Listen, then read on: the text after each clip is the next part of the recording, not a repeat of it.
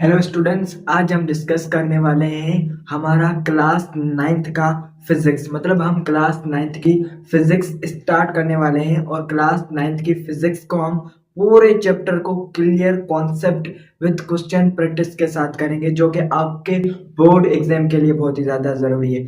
सबसे पहले class ninth की जो फिजिक्स है वो आपका बेस है। मतलब अगर आप क्लास 8 से क्लास नाइन्थ के अंदर आ रहे हो तो ये फिजिक्स आपके लिए कंप्लीटली न्यू होगी, और ये फिजिक्स क्लास 11 एंड 12 का कंप्लीटली बेस है। मतलब ये फिजिक्स जो आप पढ़ोगे, ये बेसिक पढ़ोगे, ये आपको हेल्प करेगी क्लास 11th के अंदर और क्लास 12th के अंदर। मतलब जो आप पढ़ोगे क्लास 9th के अंदर पढ़ोगे ना, क्लास 9th के अंदर जो भी आप फिजिक्स के टॉपिक पढ़ोगे ना, क्लास 11th के अंदर आप उन्हीं वही टॉपिक होंगे, पर वो क्या होंगे, बहुत ही ज्यादा डिटेल में होंगे, उनकी एक्सप्लेनेशन ज्यादा होगी। मतलब वो इसके अंदर नॉलेज ज्यादा होगी, मतलब ज्यादा क्वेश्चन प्रैक्टिस होगी। और जो आपकी क्लास 10th की फिजिक्स होगी ना, वो आपकी क्लास 12th का बेस है। मतलब ये आपका बेस बनाएगी। क्या बनाएगी? ये आपका बेस बनाएगी कि आप क्लास 12th को पढ़ने के लिए कैपेबल हैं या नहीं। और ये जो क्लास 9th है, ये आपका बेस बनाएगी टू स्टडी क्लास 11th। मतलब क्लास 11th को पढ़ने के लिए ये जो क्लास 9th है वो आपका बेस बनाएगी। तो ये जो 9th क्लास होती है, इट इज फंडामेंटल। फंडामेंटल मतलब बेसिक क्लास होती है। यहां से आप की जब आप इस क्लास के अंदर इंटर करते हो ना, तो आप कंप्लीटली न्यू चीजें देखते हो। मतलब क्लास 8 क्लास 7 इनके अंदर हम चीजों को रटते आए होते हैं, पर इसके अंदर क्लास 9th के अंदर आपको रट्टे से काम नहीं चलना पड़ेगा, बिकॉज क्लास 9th डील करती है कॉन्सेप्ट के साथ। मतलब आप कितने ज्यादा क्रिएटिव हो। मतलब फॉर एग्जाम्पल कोई भी आप टॉपिक पढ़ो, रट्टा क्या होता है? फॉर एग्जाम्पल आपने कोई टॉपिक पढ़ा, कोई डेफिनेशन पढ़ी, उसको आपने रट लिया। मतलब जैसे बुक के अंदर लिखी हुई है एग्जैक्ट कॉपी के ऊपर छप दी। ये होता है रट्टा, उसको लगाना, मतलब उसको याद रखना, मेमोरी करना। पर जब आप उस चीज को समझ दे, मतलब उस चीज को समझ जाते हो ना, तो वही डेफिनेशन आप थाउजेंड्स टाइम डेफिनेशन लिख सकते हो, अलग अलग करके डेफिनेशन लिख सकते हो, पर उनका कॉन्सेप्ट सेम होगा। समझ में आया? तो ये जो 9th क्लास होती है, इसको आप डील करें कॉन्सेप्ट के साथ। सही है, इसको आप डील करें कॉन्सेप्ट के साथ। क्योंकि मैंने जब क्लास 9th और 10th स्टार्ट की थी, तो मुझे थोड़ी पजलिंग हुई थी। सीधी बात बोलूं कि हमें जब हम क्लास 9th के अंदर एंटर करते हैं, थोड़ी पजलिंग होती है, मतलब थोड़ी शिफ्टिंग होती है, कई चीजें समझ में नहीं आती। क्यों? क्योंकि वो हमारे लिए कंप्लीटली न्यू क्लास होती है। मतलब जिसके अंदर हमने नहीं पढ़ा होता, वो टॉपिक आते हैं, कॉन्सेप्चुअल डील करना पड़ता है, तो थोड़ा मुश्किल हो जाता है। पर आपको उसको समझना चाहिए। मतलब जो चीज आपको उसके बारे में सोचना चाहिए, जैसे जैसे आप टॉपिक के आगे आगे बढ़ते जाओगे, वो चीज आपसे क्लियर होती जाएगी। तो सबसे पहले आपको ये जो क्लास 9th के अंदर कॉन्सेप्ट समझाए जाएंगे ना, मोर प्रिसाइजली फिजिक्स के अंदर। क्योंकि जो फिजिक्स है ना आपके अंदर, फिजिक्स बहुत ही ज्यादा कॉन्सेप्चुअल है। मतलब फिजिक्स डील विद कॉन्सेप्ट।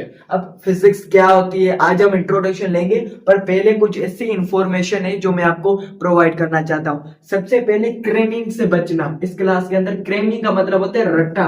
मतलब जो चीजें आप रटते हो उसको बोलते हैं क्रेमिंग। मोर परफेक्टली आप अंडरस्टैंडिंग पर ध्यान देना। अंडरस्टैंडिंग का मतलब होता है समझना। मतलब ये टॉपिक कैसे हो रहा है। फॉर एग्जाम्पल आपने कोई टॉपिक समझा, तो आप उससे पूछो व्हाई, मतलब ये टॉपिक ऐसा क्यों है, क्यों है, व्हाट है क्या। और जो कोई आप फिनोमेना पढ़ते हो, कोई प्रोसीडर पढ़ते हो, तो उससे क्वेश्चन करना हाउ, मतलब ये कैसे हुआ। तो इन क्वेश्चन का फिजिक्स इन क्वेश्चन का आंसर देती है। और ये मेरी बात हमेशा याद रखना, हर टॉपिक में वाई का आंसर नहीं होता। मतलब आप बहुत सारे ऐसे टॉपिक पढ़ोगे जिनको ऐसा कन्वेंशन माना जाता है। कन्वेंशन आप समझते हो ना, एक स्टैंडर्ड माना जाता है। फॉर एग्जाम्पल आपका नाम, फॉर एग्जाम्पल मेरा नाम, जैसे रियान है ना मेरा नाम, तो ये क्या है, कन्वेंशन है। क्या ये बदल सकता है? आप बोलोगे वाई, आपका नाम क्यों है, मैं बोलूंगा मुझे पसंद था मैंने रख लिया। क्या आप चेंज कर सकते हो? नहीं कर सकते ना। मतलब ये एक स्टैंडर्ड है, मेरी आइडेंटिटी बन चुकी है। अब इस पे आप ऐसा नहीं बोल सकते हो तुम्हारा नाम क्यों है, ये मतलब नाम ऐसा क्यों है, तो इससे कोई सेंस नहीं बनता ना।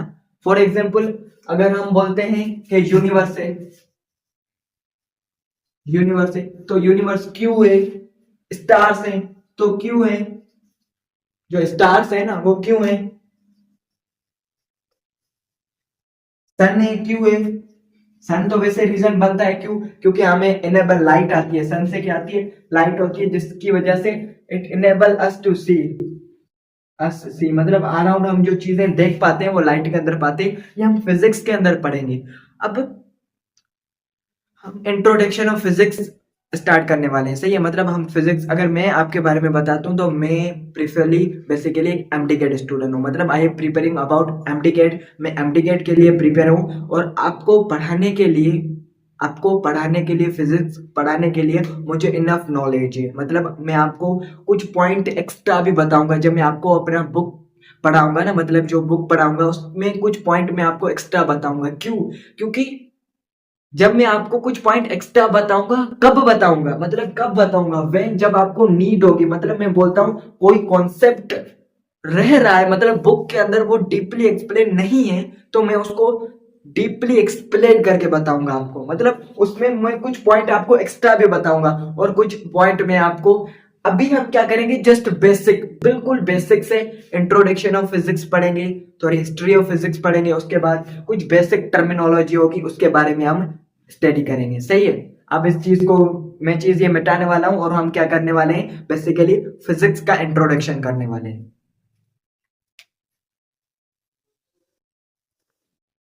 सही है। सबसे पहले हम इंट्रोडक्शन ऑफ फिजिक्स की बात करते हैं। मतलब सिंपली मैं यहाँ पर टॉपिक लिखता हूँ फिजिक्स।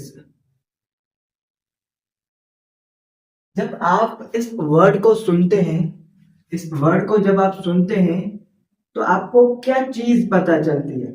मतलब जब आपने वर्ड फिजिक्स सुना तो आपको क्या चीज पता चलती है? अब मैं आपको बताता हूं कि ये जो वर्ड है ना, सबसे पहले मैं आपको एक चीज बताने वाला हूं। सिंपली जब आप कोई भी टॉपिक पढ़ते हो ना, फिजिक्स, केमिस्ट्री, बायोलॉजी, आप उसके वर्ड के ऊपर ध्यान दो। साइंस तो आपको पता है, साइंस तो हम पढ़ चुके हैं ना। बेसिकली जो हमारा साइंस होता है ना, साइंस उनकी ये तीन ब्रांचेस होती है, फिजिक्स होती है, और क्या होती है, केमिस्ट्री होती है, और मेरे पास क्या होती है, बायोलॉजी होती है। अब इनका मैं आपको इंट्रोडक्शन दे देता हूँ, सही है। सबसे पहले हमें पता है कि साइंस क्या होता है। अगर आपको नहीं पता तो मैं आपको बता देता हूँ। साइंस एक ऐसा नॉलेज होती है, साइंस एक ऐसी नॉलेज होती है जो कि हमें हासिल होती है डिफरेंट एक्सपेरिमेंट से, डिफरेंट ऑब्जर्वेशन से। ऐसे इल्म को, ऐसी नॉलेज को जो कि हमें नेचुरल फिनोमेना से मिलती है, उसको हम साइंस बोलते हैं। फॉर एग्जाम्पल मैं बोलता हूँ कि पंखा चल रहा है, मतलब इलेक्ट्रिसिटी, लाइट आ रही है, करंट आ रहा है, तो इनके बीच में बिहाइंड कौन से फिनोमेना है वो साइंस एक्सप्लेन करती है। जैसे हम कहते हैं ना कि फॉर एग्जांपल मेरे पास क्या है, एक मास है, एक बॉक्स है, क्या है, बॉक्स है, सही है। जब मेरे पास सपोज बॉक्स है, या फिर सपोज ये करो ये मार्कर है, अगर इस मार्कर को मैं यहां से छोड़ता हूं तो वो नीचे जाता है, नीचे जाता है, ऊपर क्यों नहीं जाता? ये हमें फिजिक्स के अंदर हम एक्सप्लेन करेंगे। पर फिजिक्स क्या है, एक ब्रांच साइंस है, तो हम बोलेंगे कि बेसिकली इसके ऊपर एक फोर्स लगती है, ग्रेविटी। हम इनको डिटेल में पढ़ेंगे आगे। अभी मैं जब सुनते जाओ, कुछ समझ में नहीं है, सिर्फ सुनते जाओ। इसके ऊपर एक फोर्स लगती है, फोर्स मतलब ऐसे समझ लगते हो, खिंचाव लगता है इसके ऊपर नीचे की तरफ, एक इसको बेसिकली पुश आता है, पुल नीचे की तरफ, सही है। तो इसकी वजह से ये जो थी, अब साइंस क्या होती है, हम एक्सपेरिमेंट करेंगे, मतलब इस चीज के बारे में ये क्यों होती है, फिर ऑब्जर्व करेंगे क्या रिजल्ट आए। हमारा चैप्टर है ग्रेविटेशन, इसके अंदर हम इसको डिटेल्ड पढ़ेंगे। तो इनके बारे में नॉलेज करना साइंस होती है। अब साइंस क्या है, एक बोर्ड टर्म है, मतलब एक बड़ा सा टर्म है। इसकी वजह से साइंस को सही तरह से समझने के लिए हमने इसको कैटेगराइज कर दिया, फिजिक्स के अंदर, केमिस्ट्री के अंदर, बायोलॉजी के अंदर। अब फिजिक्स के भी बहुत सारे ब्रांचेस होते हैं, इसके भी अलग, मतलब ब्रांचेस मतलब इसके भी अलग पार्ट्स होते हैं। केमिस्ट्री के भी अलग ब्रांचेस होती हैं, बायोलॉजी की भी अलग ब्रांचेस होती हैं। ये पॉइंट आपको समझ में आया? अब जब आप क्लास नाइन्थ के अंदर एंटर करते हो तो आपको कंटेंट बहुत बढ़ जाता है, मतलब आपका पढ़ने की सलाहियत कम होती है, क्योंकि अब अभी आप क्लास 8 के अंदर थे। तो जैसे ही आप क्लास नाइन्थ के अंदर एंटर करते हो तो आपको हर चीज का लॉजिक पता होना चाहिए। मैं आपको एक ट्रिक बताता हूँ। जब सबसे पहले आपने कोई टॉपिक पढ़ा फिजिक्स, तो उसके वर्ड को ब्रेक करो। बेसिकली ये जो फिजिक्स होता है ना, ये ग्रीक लैंग्वेज, अभी मैं आपको समझाता हूँ।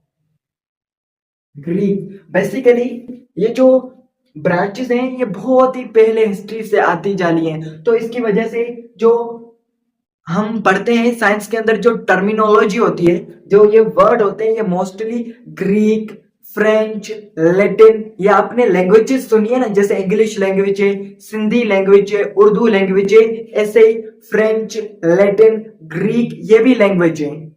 सही है। फॉर एग्जाम्पल हमारी लैंग्वेज उर्दू के अंदर हम इसको, या इंग्लिश के अंदर हम इसको मार्कर कहते हैं, मार्कर कहते हैं। उर्दू के अंदर इसको हम कलम कहते हैं, सिंधी के अंदर हम इसको पेन कहते हैं, और कुछ कह सकते हैं। अब लैटिन के अंदर हम इसको और कहते होंगे, सही है। और फ्रेंच के अंदर हम इसको किसी और नाम से जानते होंगे। ग्रीक के अंदर हम किसी और से नाम से जानते होंगे। तो अगर मैं बोलूं कि ये जो बेसिकली ग्रीक वर्ड फिजिकोस से निकला है, फिजिकोस, इस फिजिकोस से निकला है, बेसिकली ग्रीक वर्ड फिजिकोस है। अब ये ग्रीक वर्ड में फिजिकोस है, पर अगर मैं इसको ट्रांसलेट करूं इंग्लिश के अंदर, जैसे फॉर एग्जांपल मेरे पास ये पेन है ना, कलम है, अब इस कलम को मैं ट्रांसलेट करूं किसके अंदर, इंग्लिश के अंदर, तो मैं इसको क्या बोलूंगा, मार्कर बोलूंगा ना। ऐसे ही जब मैं फिजिकोस को ट्रांसलेट करता हूं, किसके अंदर ट्रांसलेट करता हूं, इसको जब मैं ट्रांसलेट करता हूं इंग्लिश के अंदर, तो इसका मतलब होता है नॉलेज ऑफ नेचर, नेचर के बारे में। सही है। इसका मतलब होता है नॉलेज ऑफ नेचर। सही है। नेचर के बारे में, नेचर क्या होती है, बेसिकली नेचर, यूनिवर्स, हमारा नेचर है। यूनिवर्स है क्या है, एनीथिंग, एनीथिंग, जो भी चीज, star, galaxy, sun, earth, everything, solar system, everything is called nature. हर चीज नेचर से जुड़ी हुई है, हर चीज नेचर के साथ कनेक्टेड है। तो ये जो नेचर होती है ना, इसकी स्टडी को नॉलेज ऑफ नेचर। तो फिजिक्स क्या होती है, basically physics is nothing but defined as a knowledge of nature. मतलब इस नेचर के बारे में पढ़ते हैं, यूनिवर्स के बारे में पढ़ते हैं, उससे हम फिजिक्स कहते हैं। या फिर फिजिक्स क्या होती है, फिजिक्स आपको मैथमेटिकली किसी चीजों को एक्सप्लेन करना सिखाती है। फॉर एग्जाम्पल जब आप, ये पंखा चल रहा है ना, इसको हम सर्कुलर मोशन कहते हैं। फिजिक्स के अंदर सेकंड चैप्टर काइनामेटिक होता है, उसके अंदर हम इसके बारे में पढ़ते हैं। अभी ये जो मैं टर्म यूज करता हूं, काइनामेटिक, सर्कुलर मोशन, मैं सिर्फ आपको इनसे वाकिफ करवा रहा हूं, अभी मैं इनको डिफाइंड नहीं कर रहा। आप जैसे जैसे जैसे जैसे आगे चैप्टर में चलते जाएंगे, आप इनको डीपली पढ़ेंगे, आप इनको अच्छी तरह से समझेंगे, डीपली आप पढ़ेंगे। जैसे जैसे असेंडिंग ऑर्डर के अंदर, हर चीज एक क्लास के अंदर नहीं बताई जा सकती। यू ट्रस्ट, जब आपको ट्रस्ट करना होता है ना, मतलब हर चीज असेंडिंग ऑर्डर के अंदर। एक दिन के अंदर आप बॉडी बिल्डर नहीं बनते।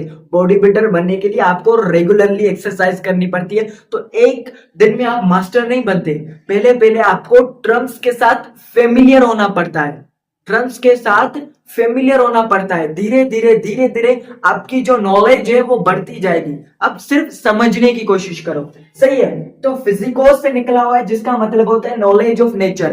तो फिजिक्स नथिंग बट, ये हमें डिफाइंड करती है कि फॉर एग्जांपल ये मेरे पास पंखा सर्कुलेट कर रहा है, ये घूम रहा है, तो इसके पीछे साइंस क्या है, मतलब इसके पीछे क्या है, क्यों घूम रहा है ये पंखा, ये हमें फिजिक्स एक्सप्लेन करती है। ये मार्कर है, ये नीचे गिर रहा है, पर ये नीचे क्यों गिर रहा है, मैथमेटिकली फिजिक्स इसको एक्सप्लेन करती है।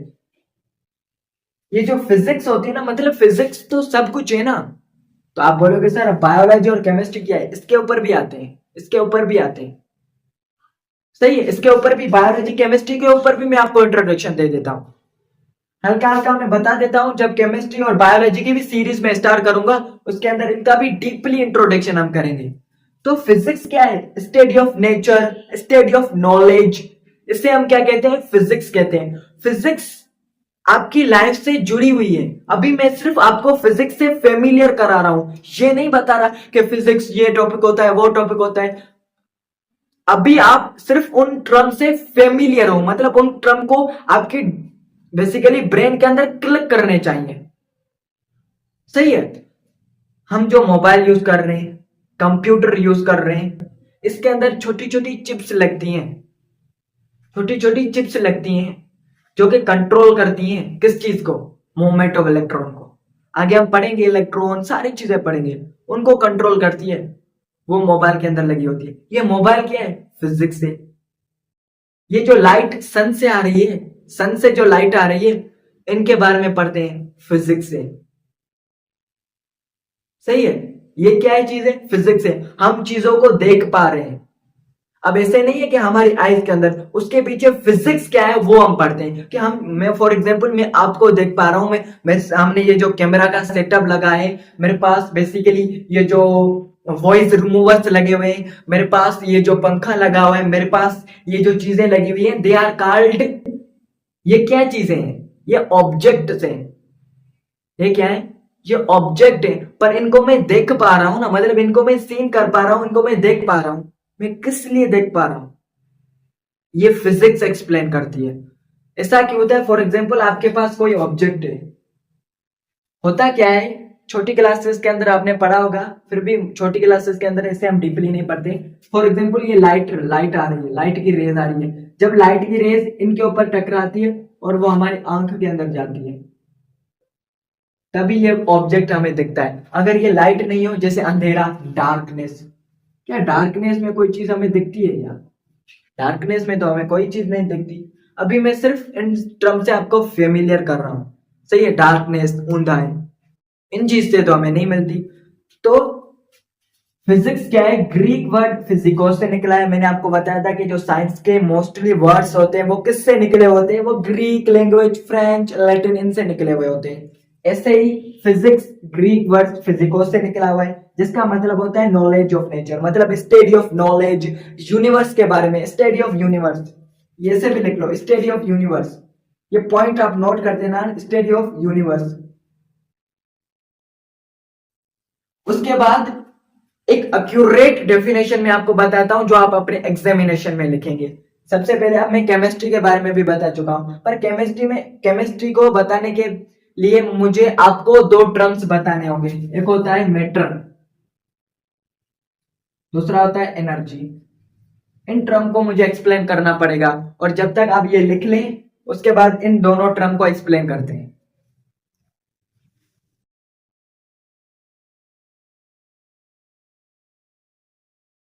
सही है। अब मेरे पास, अगर मैं मैटर की बात कर रहा हूं,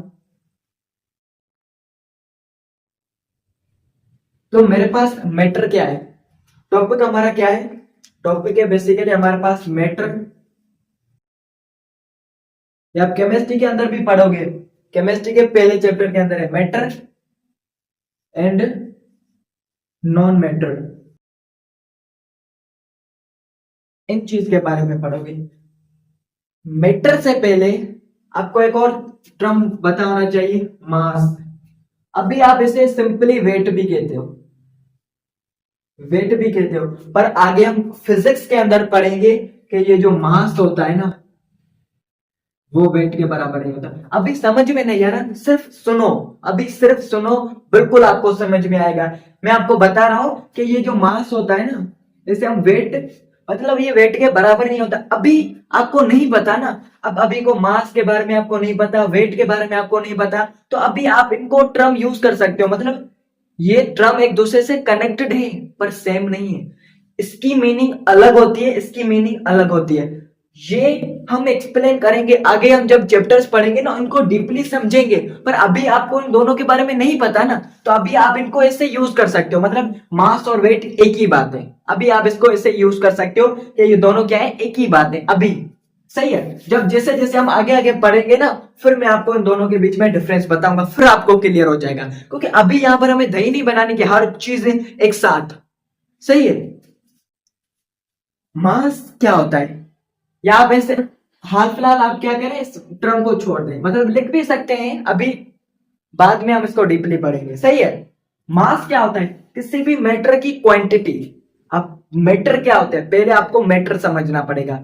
अब मैटर का मतलब क्या होता है, मैटर का मतलब होता है एवरीथिंग अराउंड अस। पहले सिंपल डेफिनेशन लेके आता हूं, फिर दूसरी बताता हूं। एवरीथिंग अराउंड अस, जो भी चीजें हमारे अराउंड है, फॉर एग्जाम्पल ये पेन, ये मार्कर, ये कैमरा, ये फैन, ये बल्ब, सारी चीजें जो हमारे आसपास है ना, दे आर कॉल्ड मैटर। अब इसकी एग्जैक्ट डेफिनेशन लगाता हूं। ये बिल्कुल चिल्ड्रन मतलब सेकंड क्लास की डेफिनेशन है, फिर भी अभी आपको पता होनी चाहिए। अब मैं आपको क्लास नाइन्थ की डेफिनेशन बताता हूं।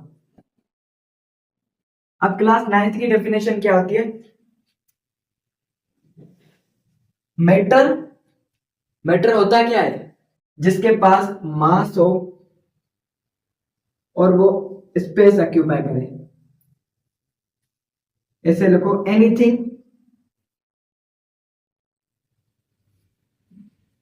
That has mass and occupy space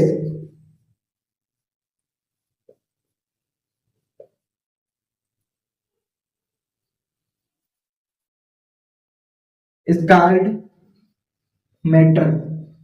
मतलब कोई भी ऐसी चीज, फॉर एग्जाम्पल मैं मानता हूं कि मेरे पास एक मार्कर है, या फिर मान लो मेरे पास एक बेट है। क्या है? मेरे पास बेट है। तो आप बोलोगे सर आपके पास ये जो बेट है, तो बेट को एक वजन, मतलब इसका कोई मास तो होगा ना, इसका कोई वजन तो होगा ना, इसका कोई मास तो होगा ना। अब इसको छोड़ो, मेरे पास मार्कर है। अब इस मार्कर का मैं बोला हूं इसका कोई ना कोई वजन होगा, भले कितना ही कम हो, मतलब कितना ही कम हो, पर उसका थोड़ा वजन तो होगा ना, उसका थोड़ा सा वजन तो होगा ना। क्या वो स्पेस ऑक्यूपाई नहीं करेगा? अगर मैं बोलता हूं मेरे पास एक छोटा सा गेहूं का दाना है इतना, क्या उसका कोई ना कोई वजन होगा?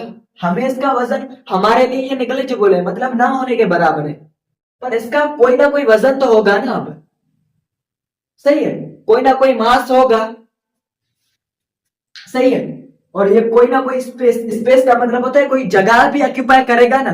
तो एनीथिंग दैट हैज, कोई भी चीज, इसका मतलब होता है कोई भी चीज, कोई भी चीज, anything that has mass and occupy space is called matter. मतलब जिसका कोई मास हो और वो स्पेस को ऑक्यूपाई करे, मतलब कोई स्पेस ऑक्यूपाई करे, उसे हम क्या कहते हैं? मैटर कहते हैं।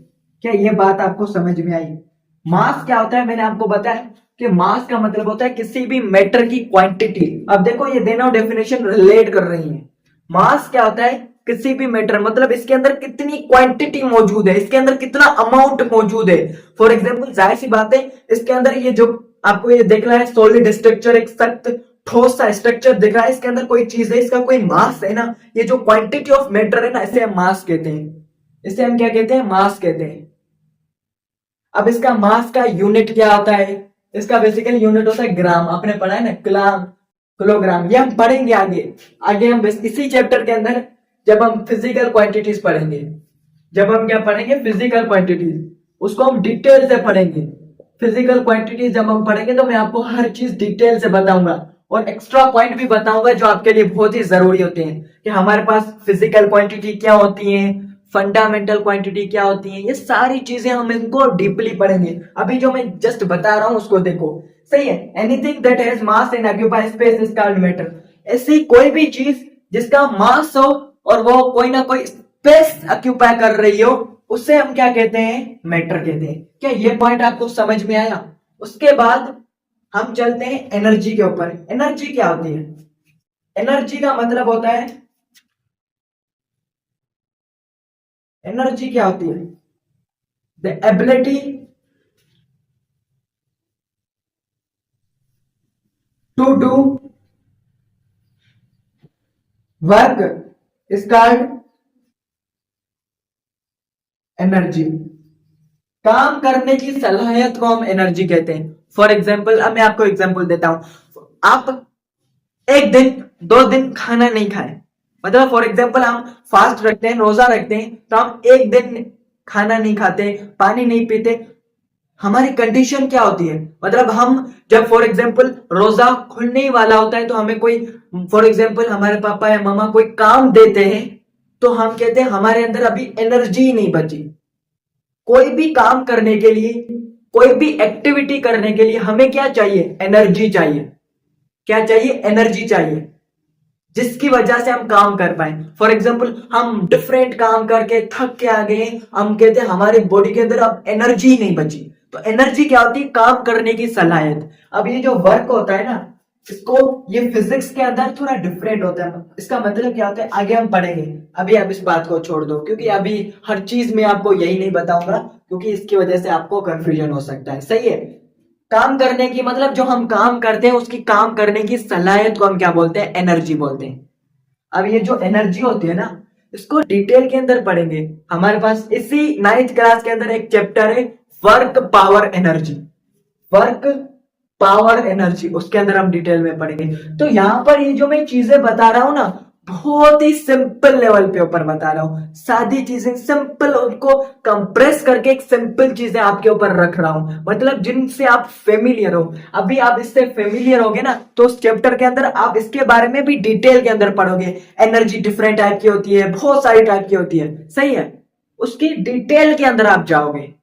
ये पॉइंट आपको समझ में आया कि एनर्जी क्या होती है? मतलब काम करने की सलाहियत, उसे हम क्या कहते हैं? एनर्जी कहते हैं। अब फिजिक्स क्या होती है? ये जो फिजिक्स होती है ना, ये एनर्जी और मैटर के अंदर क्या रिलेशनशिप होता है, मतलब ये एक दूसरे के ऊपर कैसे डिपेंड करते हैं, उसकी स्टडी को फिजिक्स कहते हैं। ये चीज आप लिख लें, उसके बाद हम वो चीज लिखते हैं।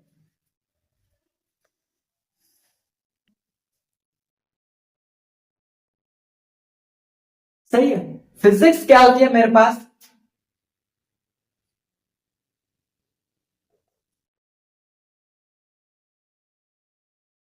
Study about universe. और क्या डेफिनेशन लिखोगी? इसकी बहुत सारी डेफिनेशन मैं आपको बताता हूं। सही है। Study about natural phenomena. Natural phenomena. Natural phenomena का मतलब क्या होता है मैं आपको बताता हूं। फेनोमेना का मतलब होता है ऐसी नेचर से चीजें जिनको हम ऑब्जर्व करते हैं। फॉर एग्जाम्पल, जैसे मिसाल तौर आप कहीं पहाड़ों के ऊपर जाते हो तो आप बोलते हैं this is a natural phenomena. तो वो क्या है? जिन चीजों को हम ऑब्जर्व करते हैं, जिन चीजों को हम देखते हैं, जो कि नेचर ने क्रिएट की है, मतलब नेचुरली जो क्रिएटेड है, नेचर ने जो चीजें बनाई हैं, उनको हम क्या बोलते हैं? Natural phenomena. उनकी स्टडी को हम फिजिक्स कहते हैं। या फिर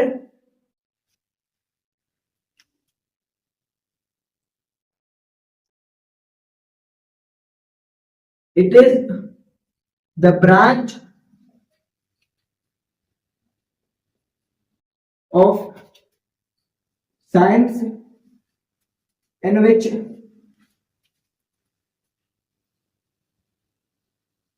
we study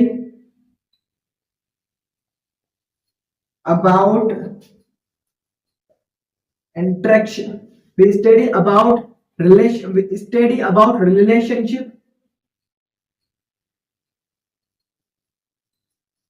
between energy and matter, is called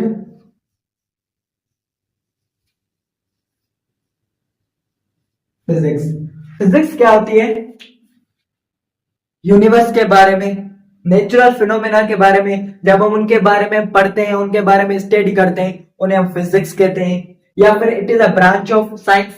ये साइंस की ब्रांच होती है, मतलब एक शाख होती है, ब्रांच होती है। इन विच वी स्टडी अबाउट, जिसमें हम relationship between energy and matter, मतलब ये दोनों एक दूसरे से कैसे कनेक्टेड है, इन दोनों के बारे में पढ़ते हैं। उससे हम क्या कहते हैं? फिजिक्स कहते हैं। वाइल जो केमिस्ट्री होती है ना, केमिस्ट्री क्या होती है?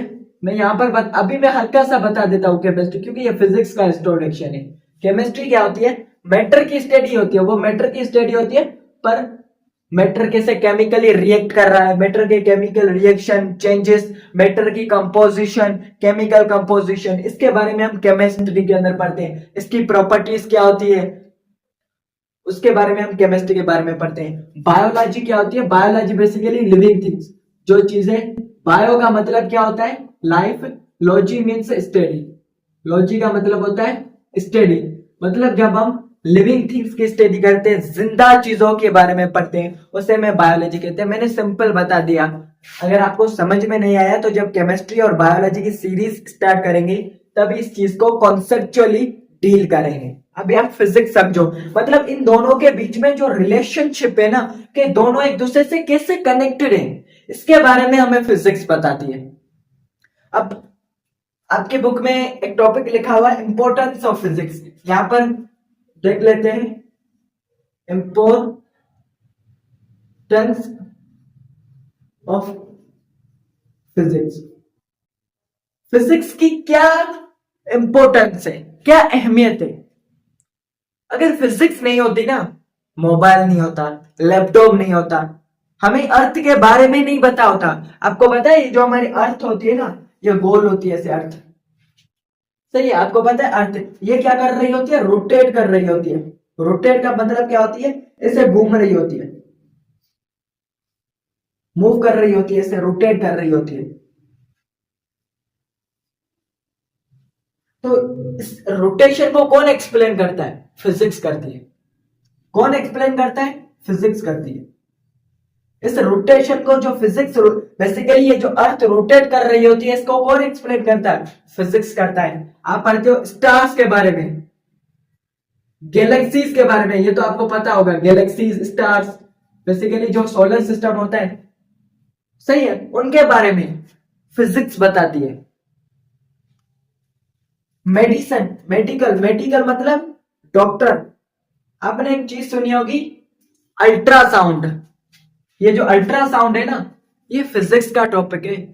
फिजिक्स के अंदर हम इसको पढ़ते हैं, फिजिक्स के अंदर हम इसके यूजेस को पढ़ते हैं, पर हम इसको अप्लाई कहां पे करते हैं, हम इसको अप्लाई कहां पे करते हैं, बायोलॉजी के अंदर करते हैं। इसको हम क्या बोलते हैं, अब इसको पढ़ेंगे, इसको हम बोलते हैं बायोफिजिक्स। बायोफिजिक्स, बायो, ये क्या होती है, बायोफिजिक्स। बायोफिजिक्स का मतलब क्या होता है, बायोफिजिक्स का मतलब होता है, ये हम अभी मैं बता रहा हूं, पहले मैं इनकी डेफिनेशन लिखूंगा, हम ब्रांचेस ऑफ फिजिक्स के बारे में पढ़ेंगे। फिजिक्स की भी ब्रांचेस होती है, सही है। बायोफिजिक्स, अब ये जो बायोफिजिक्स है ना, अब यहां पर देखो, जब रिलेशनशिप बायोलॉजी एंड फिजिक्स के अंदर, मतलब बायोलॉजी के अंदर जो बायोलॉजिकल फिनोमेना होते हैं, उनके अंदर हम फिजिक्स को इंट्रोड्यूस करते हैं, फिजिक्स के कॉन्सेप्ट को यूज करते हैं। बहुत सारे ऐसी जगह आपको मिलेंगी जहां पर हम बायोलॉजी के अंदर फिजिक्स यूज कर रहे होंगे, तो ऐसी ब्रांच को हम बायोफिजिक्स कहते हैं। अब इसको छोड़ो, भी यहां पर समझने की कोशिश करो, सही है। तो इंपॉर्टेंस ऑफ फिजिक्स, मेडिसिन के अंदर बहुत सारी इंपॉर्टेंस है। मेडिसिन जो आप खाते हो, बेसिकली ये जो डोज होते हैं ना, मेडिसिन डोज, इसके अंदर इंपॉर्टेंस होती है कि कितने डोज लेने चाहिए, इसके अंदर हम फिजिक्स का यूज करते हैं। हर चीज के अंदर फिजिक्स का यूज है। आप मोबाइल यूज कर रहे हो, डे टू डे लाइफ, ये जो मॉडर्न दौर है ना, ये जो मॉडर्न दौर बना है ना, ये जो मॉडर्न अर्थ, ये जो मॉडर्न मॉडर्न अर्थ बनी हुई है ना, ये जो मॉडर्न, बेसिकली सिंपली फिजिक्स ने इसको बनाया है। अब मैं आपको क्या क्या बताऊं, फिजिक्स को बताए क्या बोला जाता है, ये बेसिकली फंडामेंटल सब्जेक्ट होता है। फंडामेंटल का मतलब होता है बेसिक सब्जेक्ट होता है, ये बुनियादी सब्जेक्ट होता है। इस फिजिक्स से केमिस्ट्री ड्राइव की गई है, केमिस्ट्री से बायोलॉजी ड्राइव की गई है। ड्राइव का मतलब वो उनसे निकाली गई है, मतलब आप केमिस्ट्री के अंदर बहुत सारे ऐसे टॉपिक पढ़ोगे जो कि रियली फिजिक्स के अंदर होंगे। ये बात आपको समझ में आई, क्या आपको इंपॉर्टेंस ऑफ फिजिक्स का थोड़ा ध्यान आया, कि भाई इस वर्ल्ड के अंदर हम जो रह रहे हैं ना, इस वर्ल्ड को जो मॉडर्न बनाया है ना, वो फिजिक्स ने बनाया है। हर चीज के अंदर आप फिजिक्स को आइडेंटिफाई करोगे, हर चीज के अंदर आप फिजिक्स को देखोगे कि फिजिक्स क्या होती है, कैसे फिनोमेनास एक्सप्लेन किए जा रहे हैं, कैसे चीजें मूव कर रही हैं, that is explained bye physics. ये सारे फिनोमेना फिजिक्स हमें बताती है। ये बात आपको समझ में आई, इंपॉर्टेंस ऑफ फिजिक्स क्या होती है और फिजिक्स क्या होती है। अब हम किसके ऊपर आते हैं, अब हम ब्रांचेस ऑफ फिजिक्स के ऊपर आते हैं, सही है। तब तक आप इस चीज को नोट कर लें।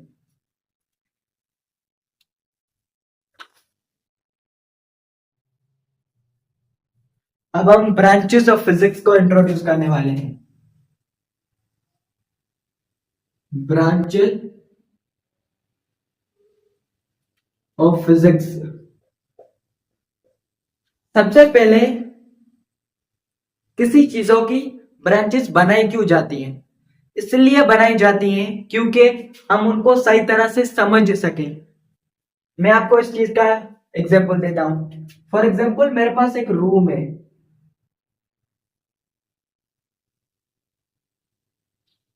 क्या है? मेरे पास एक रूम है, सही है। अब ये मेरे पास फॉर एग्जांपल एक रूम है। अब इस चीज को आप ऐसे समझ लो, मेरे पास क्या है? एक रूम है, ये इसका दरवाजा है, सही है। ये मेरे पास फॉर एग्जांपल घर ही है, घर ही मान लो, होम ही मान लो बाबा, होम ही मान लो, सही है। तो फॉर एग्जांपल मेरा स्टडी रूम है, मतलब इसके अंदर मेरे पास बुक रखी हुई है। अब इसके अंदर मेरे पास बुक क्लास 9th की, 10th की, 11th की, 12th की, आगे आप बीएस पढ़ोगे, बीएस की, मेडिकल की, एमबीबीएस की, डिफरेंट बुक रखी हुई है। अब इन बुक को कम से कम थाउजेंड्स ऑफ बुक्स है, थाउजेंड्स ऑफ बुक्स है। अब इन थाउजेंड्स ऑफ बुक इसके अंदर रखी हुई है, रेंडमली रखी हुई है, मतलब रेंडमली, कोई किसके ऊपर पड़ी है, कोई इसके ऊपर पड़ी है। फॉर एग्जाम्पल मुझे क्लास 10th की बुक चाहिए, इसकी मुझे क्या चाहिए? बुक चाहिए। अब जब मैं इसके अंदर जाऊंगा तो मैं उसको ढूंढूंगा, भाई इतनी सारी बुक्स पढ़ी है, थाउजेंड्स ऑफ बुक को चेक करूंगा, यार ये फिजिक्स, ये फिजिक्स, ये कौन सी नहीं, ये क्लास 10th की, ये क्लास 10th की, ये क्लास 10th की, मतलब उसको मैं ढूंढूंगा। हो सकता है कि ये मुझे जल्दी मिल जाए, हो सकता है वो मुझे सबसे लास्ट के अंदर मिले। तो ऐसे क्या हो रहा है? मेरा टाइम वेस्ट हो रहा है। क्या हो रहा है? मेरा टाइम वेस्ट हो रहा है, टाइम वेस्ट हो रहा है, मेरा टाइम वेस्ट हो रहा है, टाइम कंज्यूम हो रहा है। कंज्यूम का मतलब होता है गुजर रहा है, टाइम वेस्ट हो रहा है। पर अगर मैं बोलता हूं मैं कैटेगरी बना दूं, मतलब यहां पर मैं सारी 10th की बुक रखूं, यहां पर मैं सारी 9th की बुक रखूं, यहां पर 12th की, यहां पर 11th की, यहां पर एमबीबीएस की, मतलब एक कैटेगरी बना दूं। तो मैं जब जाऊंगा, अगर मुझे 10th की चाहिए तो मैं यहां पर जाऊंगा और यहां से उनकी कैटेगरी जो 10th की बुक होगी उनसे जो मुझे बुक चाहिए होगी मैं निकाल दूंगा। अगर मुझे एमबीबीएस की चाहिए तो यहां पर मैं जाऊंगा, वहां से एमबीबीएस की बुक निकाल दूंगा। तो इससे क्या हो जाएगा? मेरे पास मुझे आसानी हो जाएगी। तो हम फिजिक्स को समझने के लिए, हम उसकी आसानी करने के लिए हम इसकी ब्रांचेस को बनाते हैं। पहले आप इसको नोट कर ले, उसके बाद हम ब्रांचेस डिस्कस करते हैं।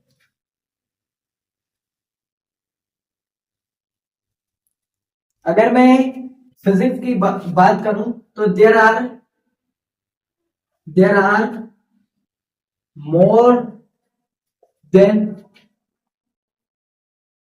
200 ब्रांचेस, मतलब 200 से भी ज्यादा फिजिक्स की ब्रांचेस होती हैं, पर उनमें से 2 मेन ब्रांच होती है। मेन मेन मतलब जरूरी ब्रांच होती है। एक होती है क्लासिकल फिजिक्स, ये आपकी बुक के अंदर डिस्कस नहीं किया पर ये मोस्ट इंपॉर्टेंट है, क्लासिकल फिजिक्स। दूसरी होती है क्वांटम फिजिक्स, अभी तो क्वांटम कंप्यूटर भी आ गए हैं। क्वांटम फिजिक्स, ये जो बेसिकली क्लासिकल फिजिक्स होती है, स्टडी अबाउट मैक्रो ऑब्जेक्ट। बताता हूं मैक्रो ऑब्जेक्ट क्या होते हैं। मैक्रो ऑब्जेक्ट, सही है। और ये क्वांटम फिजिक्स क्या होती है? स्टडी अबाउट, स्टडी या ऐसे लिख लो, स्टडी अबाउट माइक्रो ऑब्जेक्ट या माइक्रो लेवल। क्लासिकल फिजिक्स का क्या होता है? मेरे पास ये मार्कर है, क्या है? मेरे पास मार्कर है। अब मैं इसके यहां से स्टडी कर रहा हूं, ये नीचे गिर रहा है, ये मोशन कर रहा है। मोशन का मतलब होता है, फॉर एग्जांपल मेरे पास ये मास पड़ा है ना, तो ये रेस्ट पे पड़ा है, मतलब रेस्ट का मतलब होता है ये रेस्ट कर रहा है, रेस्ट के पर पड़ा है। पर अगर ये मैं ऐसे कर रहा हूं तो ये क्या हो रहा है? मोशन। रेस्ट और मोशन आगे हम डिटेल में पढ़ेंगे काइनामेटिक के अंदर, सही है। तो ये मेरे पास है, ऐसे ऐसे ऐसे मैं कर रहा हूं, ऐसे ऐसे ऐसे कर रहा हूं, तो ये मेरे पास क्या है? ये मेरे पास क्या है? मार्कर है। क्या है? मार्कर है। ये मेरे पास क्या है? मार्कर है। अब ये जो मार्कर है मेरे पास, ये मैं इसकी लार्ज लेवल मतलब ये एक बड़ा लेवल है, पर अगर मैं इस मार्कर को माइक्रोस्कोप से देखूं, माइक्रोस्कोप आपको बताया ना माइक्रोस्कोप क्या होता है, या फिर माइक्रोस्कोप के बारे में अभी आपको नहीं पता है। माइक्रोस्कोप क्या होता है, एक इंस्ट्रूमेंट होता है, इंस्ट्रूमेंट। गूगल के ऊपर आप सर्च करना माइक्रोस्कोप, माइक्रोस्कोप, आपको पता चल जाएगा माइक्रोस्कोप क्या होता है। गूगल के ऊपर सर्च करना, सही है, माइक्रोस्कोप गूगल के ऊपर सर्च करना माइक्रोस्कोप क्या होता है। बेसिकली एक ऐसा इंस्ट्रूमेंट होता है, एक ऐसा वेपन होता है, एक ऐसा हथियार होता है जिससे हम क्या करते हैं, इसको बेसिकली ये किस चीज से बना होता है उसकी स्टडी के ऊपर हम जानते हैं। मतलब ये किस चीज से बना होता है, छोटे से छोटा ये चीज किससे बनी होती है उसके ऊपर जाते हैं, तो माइक्रोस्कोप को यूज करते हैं। तो स्टडी अबाउट माइक्रो ऑब्जेक्ट हमें पता है। अब यहाँ पर एक टर्म यूज करता हूँ, एटम। ये टर्म मोस्ट इंपॉर्टेंट है। मेरे पास मैटर है, फॉर एग्जांपल मेरे पास एक रॉड है, सही है, किसी चीज की रॉड है। अब ये जो रॉड होती है ना, जब आप इसको माइक्रोस्कोप के अंदर देखते हो हाई रेजोल्यूशन, मतलब जो माइक्रोस्कोप काफी स्ट्रॉन्ग है उसके ऊपर आप देखते हो, तो ये बेसिकली छोटे छोटे छोटे छोटे छोटे छोटे छोटे पार्टिकल से बना होता है। क्या, छोटे छोटे छोटे छोटे पार्टिकल से बना होता है। इन पार्टिकल को हम क्या कहते हैं, एटम कहते हैं। मतलब एटम क्या होते हैं, smallest particle of element. Element के जो छोटे छोटे एलिमेंट या मैटर के जो छोटे छोटे पार्टिकल होते हैं ना, उससे हम क्या कहते हैं, एटम कहते हैं। अब ये जो एटम होता है ना, अगर मैं एटम की स्ट्रक्चर बताऊं तो एटम जस्ट लाइक दिस होता है। ये आपके पास एटम होता है, सही है। अभी आप सिर्फ देखते जाओ, सही, अभी सिर्फ देखते जाओ। ये बेसिकली एक एटम, मतलब मेरे पास क्या था, मेरे पास फॉर एग्जांपल मेरे पास एक रोड थी, मैंने आपको पहले दिखाई। तो ये आपको मैंने बताया कि छोटे छोटे छोटे छोटे पार्टिकल से बनी हुई होती है। क्या होती है, छोटे छोटे पार्टिकल से बनी हुई होती है। अब ये जो छोटे छोटे पार्टिकल से बनी होती है, मैंने एक पार्टिकल यहां से उठाया और इसको यहां पर क्या किया, जूम किया। मैंने एक पार्टिकल उठाया और यहां पर उसको क्या किया, जूम किया। मतलब उसको माइक्रोस्कोप के अंदर जूम किया, उसको अंदर माइक्रोस्कोप के अंदर मैंने उसको देखा। तो मैंने देखा तो मुझे एक पार्टिकल कुछ ऐसा दिखाई दे रहा था, एक पार्टिकल मुझे कुछ ऐसा दिखाई दे रहा था। अब आप बोलोगे सर ये पॉजिटिव क्या होता है, बेसिकली ये चार्ज का कॉन्सेप्ट होता है जो क्लास 10th के अंदर पढ़ोगे। अभी मैं आपको नहीं बता सकता क्योंकि अभी आप कंफ्यूज हो जाओगे, हर चीज से नहीं करते। तो ये क्या होता है, एटम होता है। इसको बारे में पढ़ेंगे, इसके बारे में हम पढ़ेंगे एटॉमिक फिजिक्स के अंदर पढ़ेंगे। तो ये एटम होता है। ये सिंपली मैंने क्यों बताया, क्योंकि मैं आपको क्वांटम फिजिक्स समझाना चाह रहा हूं। मतलब जब मैं इस लेवल के ऊपर जाऊं, मतलब मैं पार्टिकल को देखूं, उससे स्मॉलेस्ट पार्टिकल के ऊपर जाके मैं स्टडी करूं, उससे मैं क्वांटम फिजिक्स कहता हूं। पर अगर मैं ऊपर पर मतलब इस पूरे ऑब्जेक्ट की स्टडी करूं कि ये कैसे बिहेवियर कर रहा है, ये ग्रेविटेशनल फील्ड के अंदर मतलब जब इसके ऊपर नीचे फोर्स लगा है तो ये कैसे बिहेव कर रहा है, उसके बारे में पढ़ूं, तो मैं क्लासिकल फिजिक्स। मैक्रो, मैक्रो का मतलब होता है लार्ज। मैक्रो मीन्स, ये टर्म आप लिख लो, मैक्रो मीन्स, मैक्रो का मतलब होता है लार्ज। मैक्रो मीन्स लार्ज और माइक्रो का मतलब होता है स्मॉल। Micro means small. ये पॉइंट आपने समझा, सही है। ये पॉइंट आपको समझ में आया कि मैक्रो का मतलब होता है लार्ज, माइक्रो का मतलब होता है स्मॉल। तो जब हम बड़े बड़े ऑब्जेक्ट की स्टडी करते हैं उसे हम क्या कहते हैं, क्लासिकल फिजिक्स कहते हैं। और जो छोटे छोटे माइक्रो लेवल के ऊपर, मतलब इसी ऑब्जेक्ट के अगर हम माइक्रो लेवल के ऊपर जाएं, मतलब छोटे से छोटे पार्टिकल की स्टडी करें, तो उसे हम क्वांटम फिजिक्स कहते हैं। अब ये जो क्लासिकल फिजिक्स होती है, ये बेसिकली सर आइजैक न्यूटन, या फिर मैं यहां पर इसको लिख लेता हूं,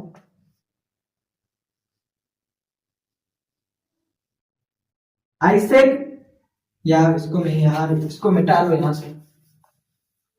इसका जो फादर होता है ना, father of classical physics is Isaac Newton. Father का मतलब क्या होता है, फादर का मतलब यहाँ पर प्यू नहीं होता।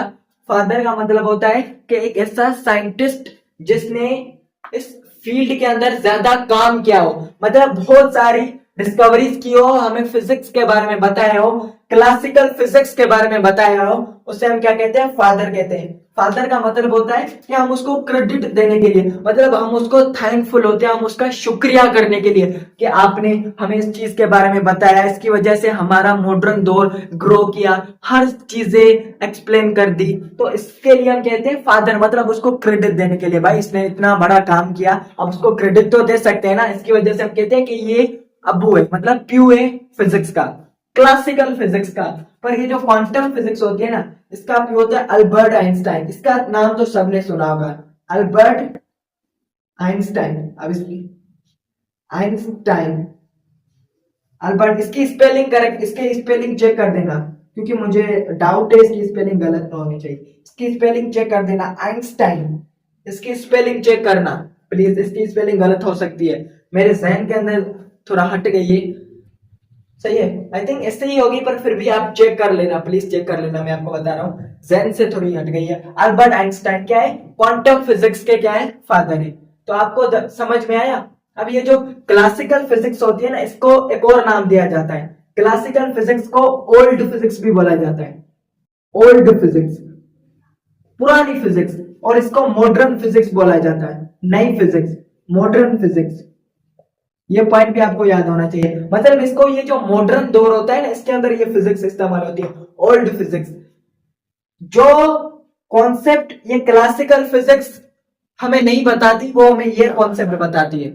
मतलब ये किसी भी ऑब्जेक्ट की सब सेलुलर लेवल पे ऊपर, मतलब सब मना सब उसकी, मतलब कोई भी मेरे पास ऑब्जेक्ट है तो उसके माइक्रो, मतलब स्मॉलेस्ट लेवल के ऊपर जाके स्टडी करती है, ये जो क्वांटम फिजिक्स होती है। इसका साइन क्या होता है? अल्बर्ट आइंस्टाइन इसके फादर होते हैं। इसको मॉडर्न फिजिक्स कहा जाता है, क्वांटम फिजिक्स कहा जाता है, इसको ओल्ड फिजिक्स कहा जाता है, और एक और नाम दिया जाता है ओल्ड फिजिक्स या क्लासिकल फिजिक्स को, एक और नाम दिया जाता है। एक और नाम क्या बोला जाता है? यहां पर मैं लिख लेता हूं,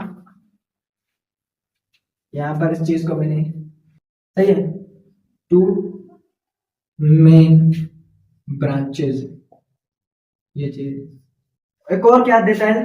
आल्सो कॉल्ड, और भी एक नाम देते हैं आर्ट, मतलब इसको और भी बुलाते हैं Newtonian physics, Newtonian physics, Newtonian physics. क्यों? क्योंकि इसको न्यूटन ने डिफाइन किया था, मतलब इसने इस क्लासिकल फिजिक्स में बहुत ज्यादा वर्क किया। इसकी वजह से इसको क्रेडिट देने के लिए हम इसको न्यूटोनियन फिजिक्स भी कहते हैं। ये जो न्यूटन था ना, अब आगे पढ़ोगे, first law, second law, third law of motion, और sorry, first law of Newton, second law of Newton, third law of Newton, law of gravitation, law of universe of gravitation, ये न्यूटन ने किया।